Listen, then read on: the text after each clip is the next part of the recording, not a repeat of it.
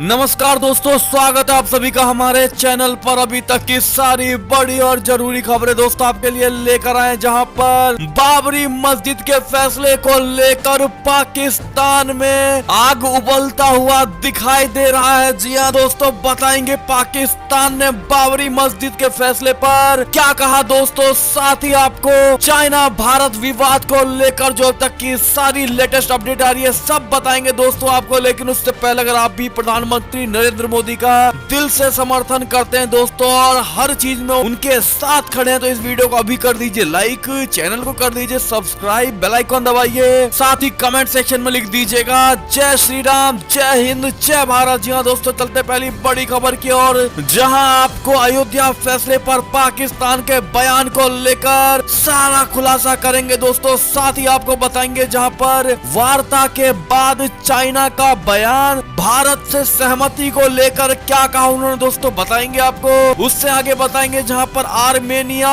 ने जारी की है सुखोई 25 लड़ाकू विमान की तस्वीर।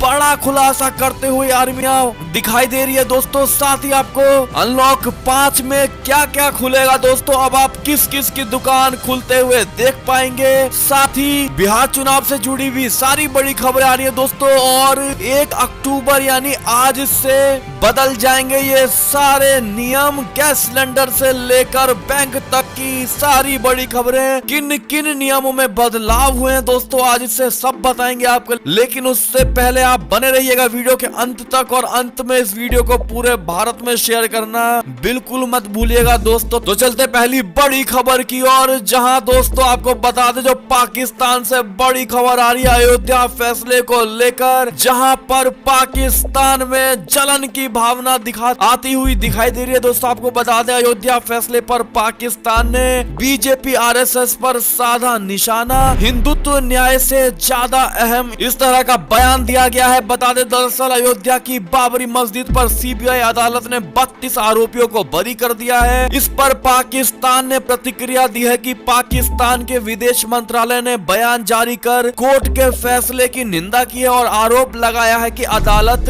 हिंदुत्व की विचारधारा को महत्व दे रही है। पाकिस्तान ने भारत की बीजेपी सरकार पर भी निशाना साधा है दोस्तों। बता दें कि कोर्ट ने सीबीआई के कई साक्ष्यों को भी नहीं माना और 28 साल से चले आ रहे इस विवाद पर बुधवार को अपना फैसला सुना दिया है। पाकिस्तान के अब आपको बता दें दोस्तों पाकिस्तान के विदेश मंत्री ने क्या कहा। दरअसल पाकिस्तान के विदेश मंत्रालय ने ट्वीट करके कहा कि अयोध्या की बाबरी मस्जिद को ढाने के जिम्मेदार अपराधियों को बरी किए जाने की पाकिस्तान कड़ी निंदा करता है। ये बीजेपी आरएसएस शासन में न्यायपालिका के लचीले रवैया का उदाहरण है, जो हिंदुत्व की विचारधारा को न्याय और अंतर्राष्ट्रीय नियमों के सिद्धांतों से ज्यादा अहमियत देती है। भारत के सभी सरकारी संस्थानों में कट्टर हिंदुत्व विचारधारा का शामिल होना चिंता की बात है, जैसा कि आप इनके ट्वीट पर देख पा रहे होंगे दोस्तों स्क्रीन पर। इस पर आपकी क्या प्रतिक्रिया है दोस्तों, और आप साफ देख पा रहे होंगे कि इस फैसले से पाकिस्तान को कितनी मिर्ची लगी है दोस्तों,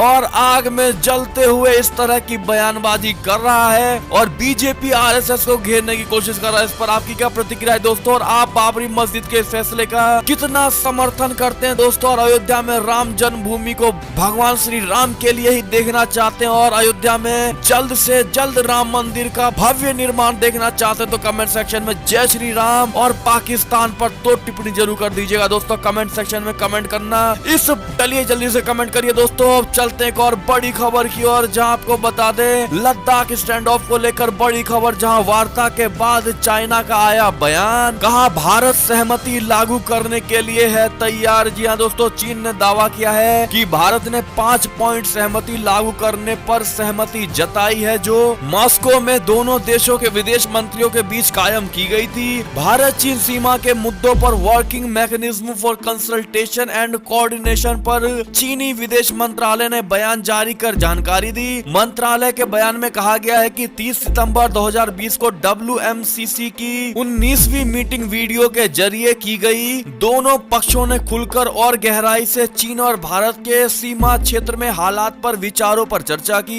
दोनों ने मॉस्को में विदेश मंत्रियों के बीच बनी सहमति को लागू करने पर सहमति जताई। इसके साथ ही सीमा से जुड़े मुद्दों पर सहमति का पालन करने और बेहतर हालात के लिए कदम उठाने पर सहमति कायम की है। जी हाँ दोस्त, ऐसे में दोस्तों चाइना के इस बयान को लेकर आप क्या कहना चाहेंगे जरूर बताइएगा। एक और खबर की माने तो आर्मीनिया ने जारी की सुखोई 25 लड़ाकू विमान के मलबे की तस्वीर।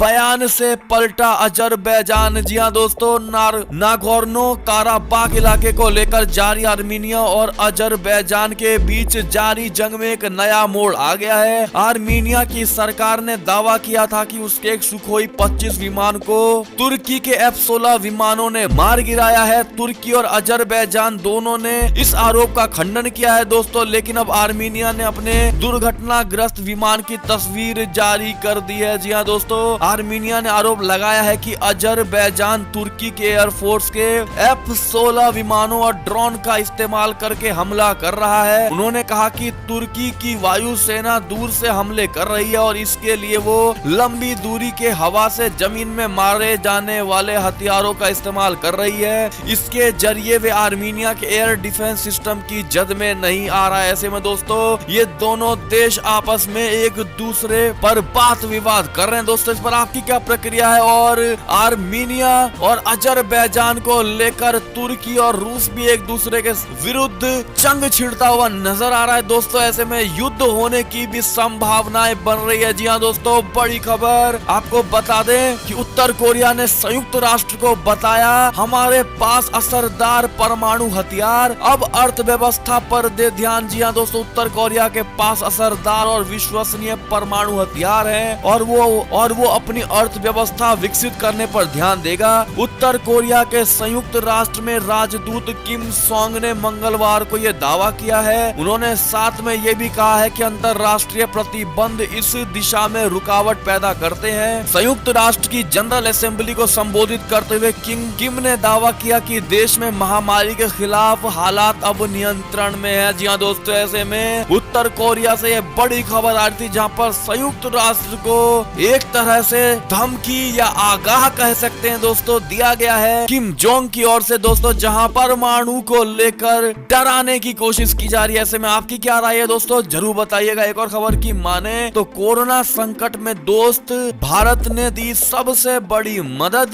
मालदीव ने UN में दिया धन्यवाद। जी हाँ दोस्तों, मालदीव ने कोरोना वैश्विक महामारी के बीच द्वीप राष्ट्र की मदद के लिए 25 करोड़ डॉलर की वित्तीय सहायता मुहैया कराने पर भारत को धन्यवाद दिया है। भारत इस महामारी से निपटने के लिए मालदीव को सबसे बड़ी वित्तीय सहायता देने वाला देश बन गया है। दोस्तों मालदीव के विदेश मंत्री अब्दुल्ला शाहिद ने मंगलवार को संयुक्त राष्ट्र महासभा के 75वें सत्र में आम चर्चा के दौरान कहा, इस वैश्विक महामारी ने वैश्विक सहयोग की महत्ता रेखांकित की है। मालदीव में हमारे मित्रों और द्विपक्षीय एवं बहुपक्षीय साझेदारों के सहयोग के बिना हम इस संकट का सामना नहीं कर पाते। ऐसे में दोस्तों सब में बड़ी बात ये रही है कि भारत के मदद के बाद भी इस देश ने भारत को क्रेडिट दिया दोस्तों, जो कि अन्य देश ऐसा नहीं करते। ऐसे में आप इनके धन्यवाद को किस प्रकार से जवाब देना चाहेंगे बताइएगा जरूर। एक और खबर की माने तो शी जिनपिंग के अति राष्ट्रवाद के खिलाफ उतरे चीनी विशेषज्ञ,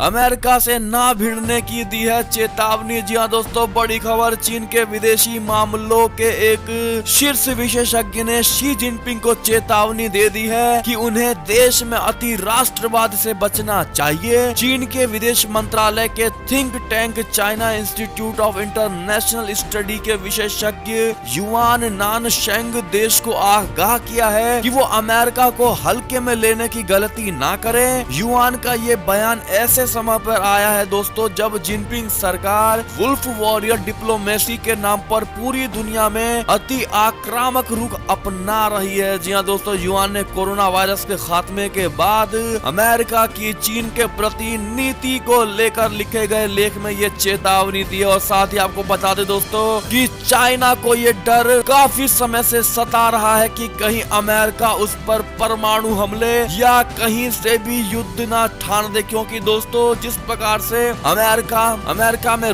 राष्ट्रपति चुनाव होना है। ऐसे में डोनाल्ड ट्रंप कभी भी चाइना पर हमला करवा सकता है, इस प्रकार का डर चाइना को लगता हुआ नजर आ रहा है दोस्तों। और अपनी बात वो यूएन और अन्य देशों के साथ शेयर करने में लगा हुआ है और गीदड़ भभकी देता हुआ नजर आ रहा है। ऐसे में दोस्तों आपकी क्या राय है जरूर बताइएगा। और क्या अमेरिका को चाइना पर हमला कर देना चाहिए दोस्तों? क्या ये करना अमेरिका की तरफ से ठीक रहेगा, हाँ या ना? अगर हाँ तो जरूर लिखकर बताइएगा दोस्तों। एक और खबर की अगर माने तो आपको बता दे कि अनलॉक 5 में सिनेमा हॉल से लेकर स्विमिंग पूल और स्कूल तक ये सब सारी चीजें खुलने वाली है दोस्तों। आपको बता दे और क्या क्या खुलेगा। दरअसल भारत में 1 अक्टूबर यानी आज से अनलॉक 5 की शुरुआत होने जा रही है। तो केंद्र सरकार की तरफ से बुधवार को कुछ और नई रियायतों का ऐलान किया गया है। मार्च में जब से देश में कोरोना के प्रसार की रोकथाम के लिए पूरी तरह से लॉकडाउन किया गया, उसके बाद से चरणबद्ध तरीके से रियायतों का ऐलान भी किया जा रहा है। सरकार की तरफ से बुधवार को जारी नई गाइडलाइन के मुताबिक सिनेमा हॉल, मल्टीप्लेक्स, खिलाड़ियों की ट्रेनिंग के लिए इस्तेमाल होने वाली स्विमिंग पूलों और एंटरटेनमेंट पार्क को 15 अक्टूबर से खोलने की इजाजत दे दी गई है। सरकार ने कहा है कि सिनेमा, थिएटर, मल्टीप्लेक्स में 50% बैठने की क्षमता के साथ खोलने की इजाजत दी जाएगी। इसके लिए सूचना प्रसारण मंत्रालय की तरफ से स्टैंडर्ड ऑफ प्रोटोकॉल्स जारी किए जाएंगे दोस्तों। आपको बता दें सिनेमा हॉल, थिएटर, मल्टीप्लेक्स में 50% यानी हर एक सीट को छोड़कर अल्टरनेटिव एक बंदा बैठेगा दोस्तों, और बीच में और इसी क्रम से ये रूल लागू किया गया है। इस पर आपकी क्या प्रतिक्रिया है दोस्तों? और आपको और किस बारे में जानना है लिखकर जरूर बताइएगा। इसके साथ ही स्कूलों और कोचिंग संस्थानों को दोबारा खोलने के लिए राज्य सरकारों को 15 अक्टूबर के बाद फैसला लेने को कहा है। इसके लिए माता पिता की सहमति की आवश्यकता होगी, लेकिन कंटेनमेंट जोन में 31 अक्टूबर तक कड़ाई से लॉकडाउन का पालन कराया जाएगा। जी हाँ दोस्तों, ऐसे में आपको किसी तरह का डाउट हो तो कमेंट सेक्शन में पूछ सकते हैं आप लिखकर दोस्तों। एक और खबर की अगर माने तो शेख नवाफ ने कुवैत के नए अमीर के तौर पर ले ली है शपथ। जी हाँ दोस्तों, कुवैत के वलीहद शेख नवाफ अल अहमद अल सबाह ने बुधवार को देश के नए अमीर यानी शासक के तौर पर शपथ ली। तेल से समृद्ध इस छोटे से देश के अमीर एवं शेख नवाफ के सौतेले भाई शेख सबाह अल अहमद अल सबाह का मंगलवार को इंतकाल हो गया था दोस्तों। 83 वर्षीय शेख नवाफ लंबे अरसे तक सुरक्षा सेवा से जुड़े रहे। ऐसी उम्मीद नहीं है कि शेख नवाफ दिवंगत अमीर शेख सबाह के कूटनीतिक मार्ग से हटेंगे। ऐसे में दोस्तों आपको बता दें उनके निधन पर प्रधानमंत्री नरेंद्र मोदी ने भी उनको श्रद्धांजलि दी है दोस्तों, और नए शेख नवाफ के लिए कांग्रेचुलेशन, बधाई भी दिया। ऐसे में दोस्तों अगर आप भी उनके निधन पर श्रद्धांजलि देना चाहते हो तो कमेंट सेक्शन में जरूर लिख दीजिएगा दोस्तों। एक और खबर की अगर माने तो यूएस प्रेसिडेंशियल डिबेट 2020 को लेकर जो अभी की बड़ी खबर आ रही है दोस्तों, जहां पर डोनाल्ड ट्रंप पर जो बाइडेन का तीखा हमला, राष्ट्रपति को बताया सबसे बड़ा झूठा। ऐसे में दोस्तों कौन झूठा है कौन सही हो तो जनता ही तय करेगी, लिखना बिल्कुल मत भूलेगा दोस्तों। एक और खबर की माने तो गिलगित बाल्टिस्तान पर उल्टा पड़ा इमरान खान का दांव, चीन ने भी बांध लिया अपने हाथ। दोस्तों चीन के इशारे पर गिलगित बाल्टिस्तान को पाकिस्तान के 5वें प्रांत के तौर पर बदलने के इमरान खान की तरफ से लिए गए इस फैसले के बाद देश के अंदर ही इसका भारी विरोध किया जा रहा है। इस हफ्ते इमरान खान के दूर विरोधी मौलाना फजलुर रहमान ने उन विपक्षी नेताओं के साथ आ गए हैं जिन्होंने इसे बीजिंग का एजेंडा बताते हुए उसे लागू करने की बात कही है। जमियत उलेमा इस्लाम अध्यक्ष ने इस बात को रेखांकित किया कि गिलगित बाल्टिस्तान इलाके को पूर्ण दर्जा देने से भारत के पिछले साल 5 अगस्त को जम्मू कश्मीर को केंद्र शासित प्रदेश बनाना स्वीकार करना मान लिया जाएगा। ऐसे में दोस्तों इमरान खान का खुद का दांव ही उल्टा पड़ता हुआ गिलगित बाल्टिस्तान के मुद्दे पर पड़ता हुआ दिखाई दे रहा है दोस्तों। ऐसे में आपकी क्या राय है जरूर बताइएगा। और आपको नहीं लगता कि चाइना कभी किसी का सगा नहीं हो सकता है? आपका क्या मानना है बताइएगा जरूर। एक और खबर की माने दोस्तों तो WHO ने फिर की पाकिस्तान की तारीफ, बताया कैसे किया कोरोना पर पाकिस्तान ने कंट्रोल। जी हाँ दोस्तों, WHO चीफ ने कहा कि पाकिस्तान ने न सिर्फ कोरोना को फैलने से रोकने में सफलता पाई है बल्कि महामारी के बीच अपनी अर्थव्यवस्था को भी उबारने का मौका दिया है। आपको बता दें विश्व स्वास्थ्य संगठन ने एक बार फिर से पाकिस्तान की कोरोना वायरस नियंत्रण को लेकर तारीफ की है दोस्तों। ऐसा इसलिए माना जा रहा है क्योंकि चाइना चाहता है कि वो जिससे अच्छे रिश्ते रखता है उसके लिए WHO को भी तारीफ करनी चाहिए। ऐसे में दोस्तों WHO चाइना का सहपाठी माना जाता है दोस्तों, जो इस प्रकार से पाकिस्तान की तारीफ कर दुनिया में उसके डंके को ऊपर करना चाहता है। ऐसे में आपकी क्या राय है दोस्तों, जरूर बताइएगा। एक और खबर की माने तो भारत बांग्लादेश मिलकर करेंगे अब टेक्सटाइल बाजार से चीन की छुट्टी, MOU जल्द होने की है उम्मीद। जी हाँ दोस्तों, भारत वैश्विक टेक्सटाइल बाजार से चीन की छुट्टी बांग्लादेश के साथ मिलकर करेगा। इस संबंध में दोनों देश सैद्धांतिक तौर पर राजी हो गए दोस्तों, और जल्दी इस सिलसिले में भारत बांग्लादेश के बीच आपसी समझौते हो सकते हैं। एक और खबर की माने तो हाथरस गैंगरेप केस में प्रधानमंत्री मोदी ने खुद CM योगी आदित्यनाथ से की बात और कड़ी कार्यवाही करने को कहा है प्रधानमंत्री नरेंद्र मोदी ने। जी हाँ दोस्तों, अभी की ये भी दूसरी बड़ी खबर, जहां उत्तर प्रदेश से बड़ी खबर आ रही है। हाथरस गैंगरेप कांड पर प्रधानमंत्री नरेंद्र मोदी ने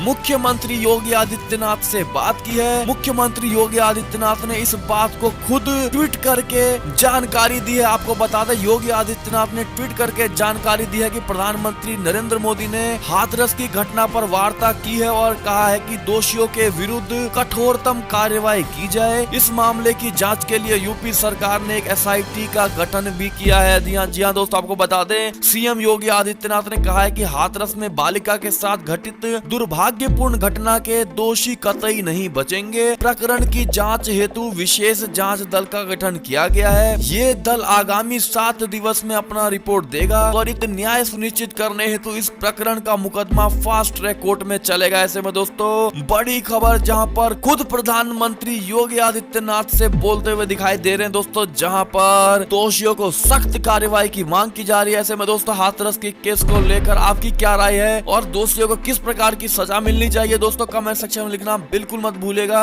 साथ ही आपको बता दें दोस्तों, इसी खबर से जुड़ी एक और खबर, जहां हाथरस गैंगरेप पीड़िता के परिजनों से CM योगी ने की बात, 25 लाख रुपए और घर और नौकरी देने का ऐलान। जी हाँ दोस्तों, मुख्यमंत्री योगी आदित्यनाथ ने बुधवार को हाथरस के पीड़ित परिवार से वीडियो कॉलिंग के जरिए बात की। मृत युवती के पिता से बात करते हुए उन्होंने दोषियों के खिलाफ सख्त कार्रवाई का भरोसा दिया और प्रशासन को हर संभव मदद के निर्देश दिए हैं। मुख्यमंत्री ने परिवार को 25 लाख रुपए आर्थिक सहायता देने और परिवार के एक सदस्य को सरकारी नौकरी के साथ ही एक घर भी देने का बड़ा ऐलान किया। ऐसे में दोस्तों आपको नहीं लगता कि योगी सरकार ने ये ऐलान करके थोड़ा तो राहत पहुंचाया ही दोस्तों उनकी फैमिली को, हाँ या ना, जरूर बताइएगा। एक और खबर की माने तो बाबरी विध्वंस केस पर CM योगी बोले, बाबरी विध्वंस फैसले पर CM योगी बोले, ये है सत्य की जीत, साजिश रचने वाले मांगे देश से माफी। जी हाँ दोस्तों, उत्तर प्रदेश के मुख्यमंत्री योगी आदित्यनाथ ने